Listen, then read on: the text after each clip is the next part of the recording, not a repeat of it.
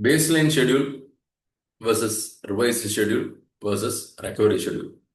These three are different terminologies used to refer different kind of schedules.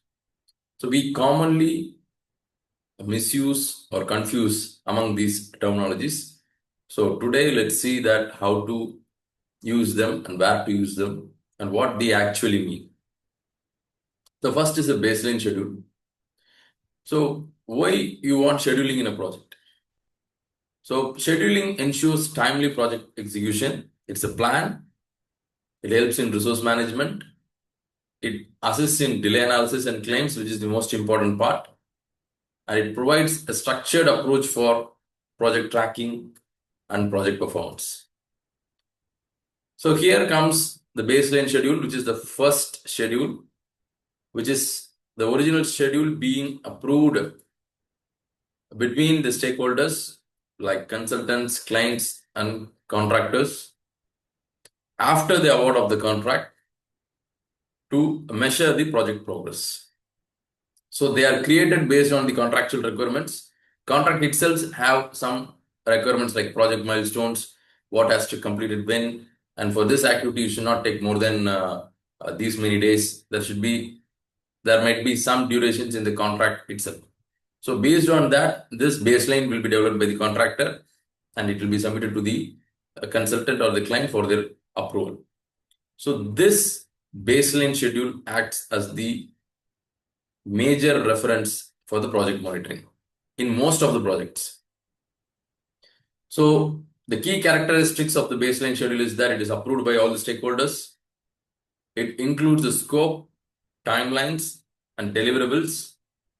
They're used for the performance, tracking, and delay analysis.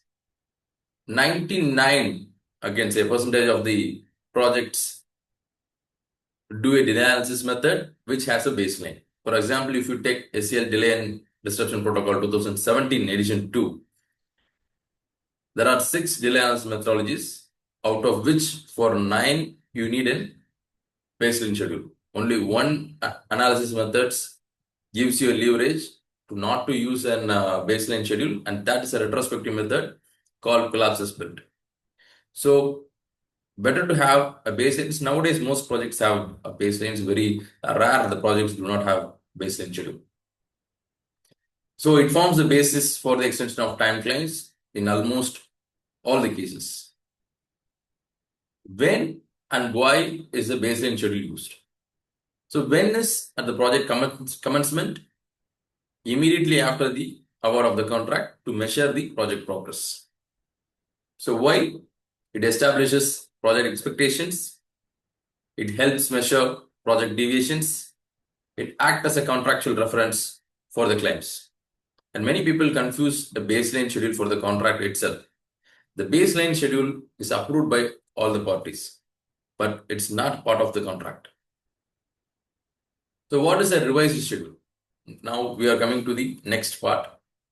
A modified version of the baseline schedule reflecting the changes due to the delays, scope variations, or new constraints, or major design changes or scope changes. It also requires approval from the stakeholders because you are changing the original baseline, right? So this is also called as revised baseline. So when the original baseline has to be changed, the original baseline is accepted by all the stakeholders. Now, when it is being revised, it has to be also approved by all the stakeholders. If not, it will not be accepted as a revised schedule. So what are the key characteristics of the revised schedule? It replaces the original baseline when major deviation occurs, because when major deviation occurs, you just cannot use the baseline to measure the project. You cannot submit weekly progress report. You cannot submit monthly progress report with something that is outdated. Might be in some cases, the baseline schedule project completion might have been completed. You cannot measure that now when the project completion has already completed. So it adjustments includes change in activity, change in durations, sequencing, or logics. They are typically used when project execution significantly deviates from the baseline. When and why is a revised schedule used? When there are major design changes, unexpected delays like force measures, regulatory approvals, site conditions. When a huge force majeure occurs for a year, you have a project for 2 years, right? A force majeure hits and it occurs for 1 year. You cannot use a baseline to measure the project progress, right? You have to revise it again, and only then you can use it for the project progress measurement. So it ensures why it should be used. It ensures a realistic project tracking. It avoids unrealistic deadlines. It provides a new reference point for progress evolution. Now we are coming to the third part. What is a recovery schedule? As the name itself indicates, it recovers the project to mitigate any delays occurred in the project and to bring back the project on track. It includes acceleration measures, resource reallocations, or resequencing activities. So what are the key characteristics of a recovery schedule? It does not replace the baseline or revise the baseline. It implements additional measures like overtime, extra workforce, alternative methods. It focuses on regaining the lost time while maintaining the quality and safety. So when and why is a recovery schedule used? This will give you more clarity now.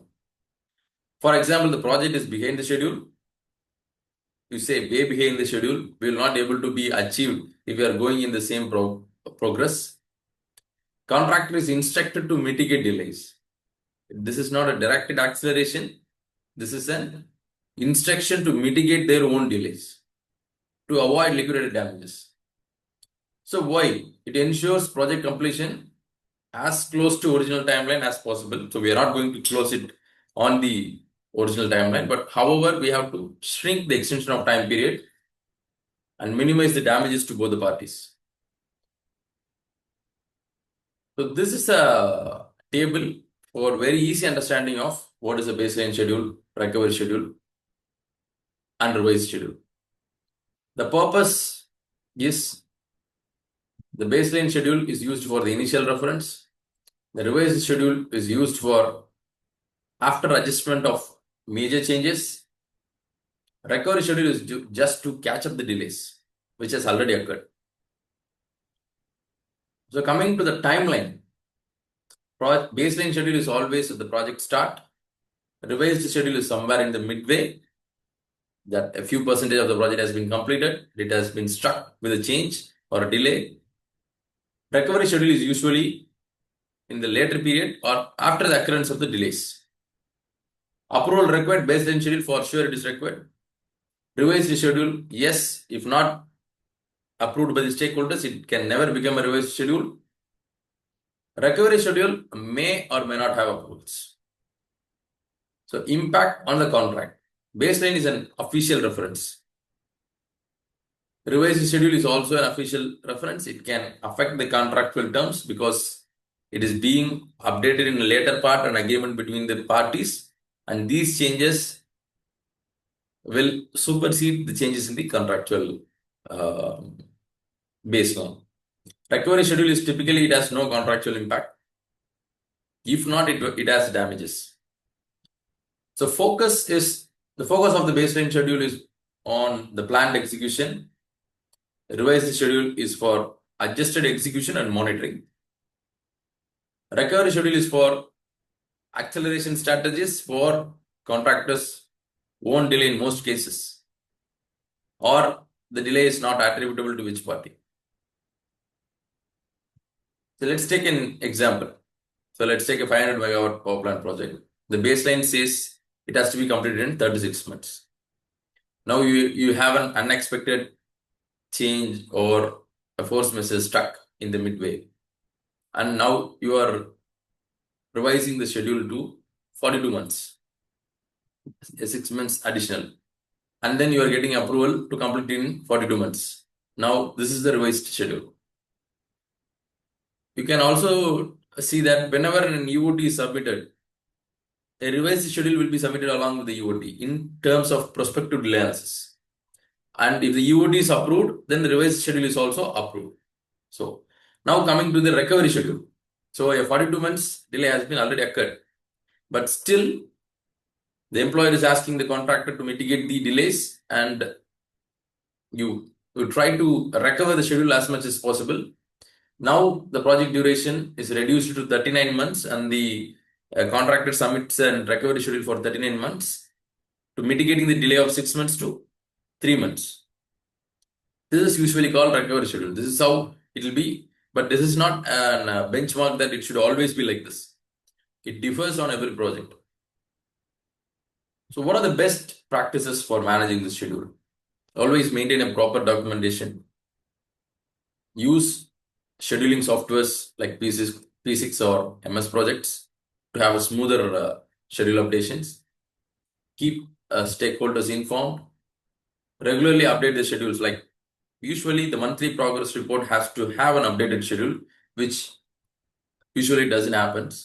So identify early warning signs of the delays. Thank you.